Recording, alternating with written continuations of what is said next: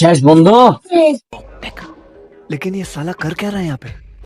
বন্ধু মা তো শেষ আর শেষ বন্ধু আছে। দেখি মানিব্যাগে টাকা আছে কিনা। নাই রে বন্ধু, মানিব্যাগে কোনো টাকা পয়সা নাই। তাহলে দেখি আব্বার কাছে যাই। চল একটু পানি না পারি, চল আব্বার কাছে যাই, ম্যানেজ করতে পারি কিনা তুই চল।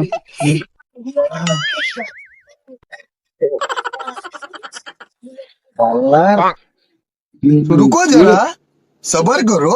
बोला धक्का बुक्की नहीं करने का, आराम से लेने का। হয়ে গেছে রে। তুই হালকা পাতলা মারবি না রে, চল। হ্যাঁ, যাই। চল বাড়ি যাই।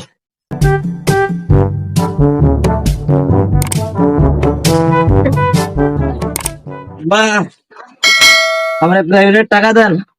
দেখছো মাতালের কাণ্ড।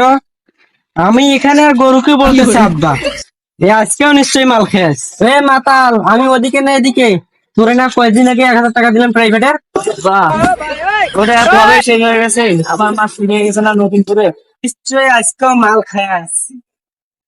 না আব্বা, আমি আর মাছ খাই না। হালকা মাছ। হ্যাঁ, তুই আমার কাছে প্রাইভেট কত টাকা পুঁথিতে নিয়ে নেশা করস?